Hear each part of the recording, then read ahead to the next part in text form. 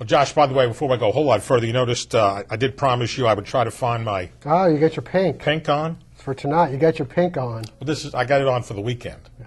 Oh, that's right, Saturday. Saturday, right? Saturday is. I just told you I'm doing what I can to get a big crowd there. You know, not many people would. I still have one of these in the closet too. You feel good enough about your masculinity to wear your pink there. Just Johnny Weir. Just trying to plug and get a good crowd because they got a busy sports day coming up. Johnny Weir was wearing pink last night. We watched a little of that. You know, I cannot get into a lot of that. I don't get we into watched the it for a little bit. I don't know. My wife likes it. The daughter was watching it. I watched it. I guess that's safe enough. But by the way, with the Lady Eagles' victory over Furman on Monday, after their upset win Saturday Charleston. Against the College of Charleston, and now with other teams losing. Can we combine the guys' home record and the women's road record and maybe make a... You know, they tell me what Rusty had boot camp last week to get their attention after the two losses. So now he's in a tie with Davidson. The fourth? For the fifth spot.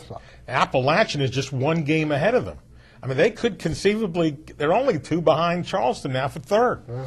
So it's gotten crazy. Now, big game, Saturday at noon. Saturday got Wofford. That is a huge game. And then they got to go to Davidson, which will be a head-to-head. Davidson beat them in Statesboro earlier this year. So all of a sudden, what looked bleak, you know, it's how each other beats each other up. Another item that everybody's still talking about from over the weekend, and being the NASCAR aficionado that I am, your boys, I'm a little more sensitive to it. And yeah, did it ruin the Daytona 500? The pothole, having the big pothole delay, because that's what everybody's talking about. Well, what's happened when you have that race in particular, I think picks up more casual viewers. Yes, the Super Bowl. The ratings were again, and they had done such a good job leading up to it. Yeah. The races they had on Thursday, the twins.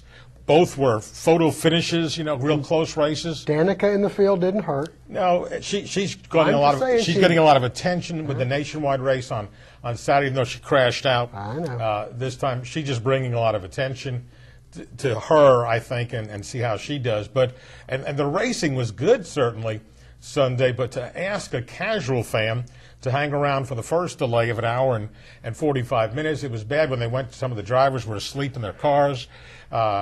You know, but and this is the day and time we're in now, is that people spend so much money to get the rights to these things that they're not critical. Now I'll give Charles Barkley credit. He said the All-Star Weekend was terrible, mm-hmm. and he gets paid by the NBA to say that. You know, like him or not, it's refreshing to have somebody speak some honesty, because what they were doing during that delay supposedly wasn't too honest. It wasn't. I want to say honest. They weren't addressing what the problem was. Well, they were misinformed also, because their first report they get from NASCAR is, we understand we'll have it ready in 10 minutes. Well, that was about another hour later. Right. And in this day and time, you would think, they've got engineers, and I usually check. And they knew it was going to be cold. They knew what was going on. And it rained on Friday, I guess, all day. But all that said, you got to know what kind of a substance you're going to use. And especially when your injury, if that was in golf, we were talking about this, if it was in the Masters and it was on the green, and they had to sit around for an hour and 45 minutes, you'd have some pretty upset golfers. And then you'd have some people, I just can't imagine that happening. But, you know, you do this in NASCAR, and somebody could die from that pothole, and then you hit it and flip. I mean, that could kill someone. So that's even more, you know, a little more important to get that taken care of. Because the speeds had increased because they had basically opened the restricted plate a little more, so they had the speeds increased. You had, you know, some good passing. Which had been a problem. It had a good finish because you had to bunch everyone up. And you know, NASCAR is great about changing the rules on the fly.